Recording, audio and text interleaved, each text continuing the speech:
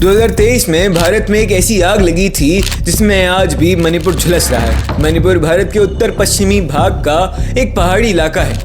वही उत्तर पश्चिमी भाग जो आज़ादी के कई सालों बाद तक एक एरिया ऑफ टेंशन या तनाव से घिरा क्षेत्र रह चुका है। यहाँ तक कि 1960 में तो ऐसी परिस्थिति आ गई थी कि विश्व में पहली बार ऐसा हुआ होगा जब देश की एयरफोर्स ने ही देश के एक हिस्से में स्ट्राइक कर दी थी। जी हाँ, मैं बात कर रहा हूँ मिजो नेशनल फ्रंट और असम में होने वाले कॉन्फ्लिक्ट की जब इंदिरा गांधी की सरकार थी। खैर, इतिहास से वर्तमान में आते हैं। मणिपुर दो ट्राइबल ग्रुप्स के बीच बटा हुआ है। एक है मैतई, एक है कुकी। मैतई एक हिंदू ट्राइबल ग्रुप है जो कि मेजॉरिटी ऑफ द मणिपुर का पार्ट है, लेकिन इनके पास रहने के लिए केवल 10% का खाड़ी इलाका है। वहीं दूसरी तरफ कुकी हैं जो एक क्रिश्चियन ट्राइबल ग्रुप है जो कि बहुत माइनॉरिटी में आते हैं, जो कि बहुत कम संख्या में हैं मैतियों से, लेकिन जिनके पास 90% का पहाड़ी इलाका है। तो 2023 में कोर्ट ने मैतई को एसटी स्टेटस दे दिया जिससे वो पहाड़ों में भी जमीन खरीद पाए। अब इस कारणवश कुकी ग्रुप्स ने प्रोटेस्ट करा और उसके रिटालिएशन में मैतईयों ने भी अटैक करा। कुकियों ने मंदिर पर अटैक करा, वहीं मैतई ग्रुप्स ने चर्चेस पर अटैक करा। फिर आई फरवरी 2025 जब मणिपुर के सीएम जो भारतीय जनता पार्टी से आते हैं उन्होंने रिसाइन कर दिया और फाइनली मणिपुर में प्रेसिडेंट रूल लगा। प्रेसिडेंट रूल के बाद थोड़ा शांति का माहौल बन रहा था, धीरे धीरे बफर जोन क्रिएट हो रहे थे, आर्मी उस चीज़ को मेंटेन कर रही थी। लेकिन 7 अप्रैल 2026 को एक बीएसएफ जवान के घर मिलिटेंट्स ने एक रॉकेट दाग दिया जिसमें एक 5 साल के छोटे बच्चे और उसकी बहन की मृत्यु हो गई। एक बहुत दुखद खबर है और इसके बाद से एक बार फिर मणिपुर आग की लपटों में घिर चुका है।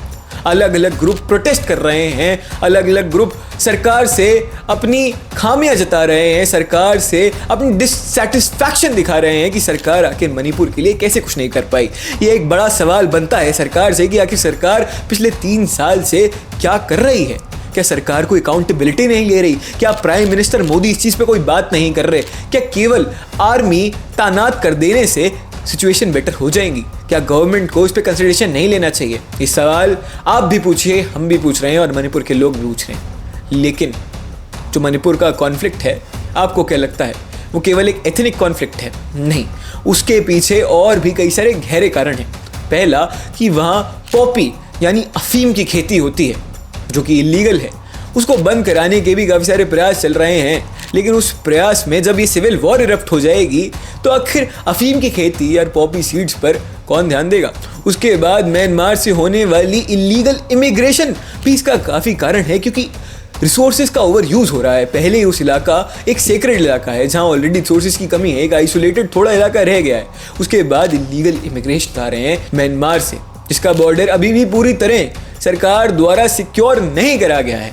उसके बाद सूत्र ये भी कहते हैं कि एक शैडो इकोनॉमी फॉर्म हो चुकी है, क्योंकि जब जब कहीं भी कॉन्फ्लिक्ट होता है, जब जब कहीं भी लड़ाइयाँ होती हैं, ज़रूरत पड़ती है असले बारूद की, जो कि म्यांमार से एक बार फिर बॉर्डर से आ रहा है और लोग इससे अपना फ़ायदा बना रहे हैं। सोचिए, अगर ये जंग रुक गई तो जिनका फ़ायदा हो रहा है उनका फ़ायदा होना रुक जाएगा। तो अब सरकार को करना क्या चाहिए? हमारा मानना है सरकार को एनआरसी का प्रबंध करना चाहिए, देखा जाना चाहिए जो ये इलीगल इमिग्रेंट्स हैं उनको कैसे ना कैसे करके डिपोर्ट करा जाए। दूसरी चीज़, म्यांमार बॉर्डर को और सिक्योर करा जाए। और तीसरी चीज़ ये है कि जो रिसोर्स एलोकेशन है उसको बेहतर तरह से करा जाए कि मैतई और कुकी दोनों अपनी जीवन शैली ढंग से बरकरार कर पाएँ, उन्हें लड़ना ना पड़े, और साथ ही साथ जो एक रीजन है उसकी सेक्रेडिटी, उसका जो इम्पोर्टेंस है वो बने रहे। नॉर्थ ईस्ट के रीजन पे कोई आँच ना आए। नॉर्थ ईस्ट के लोगों को ना जाने कितनी समस्याएं फेस करनी पड़ती है।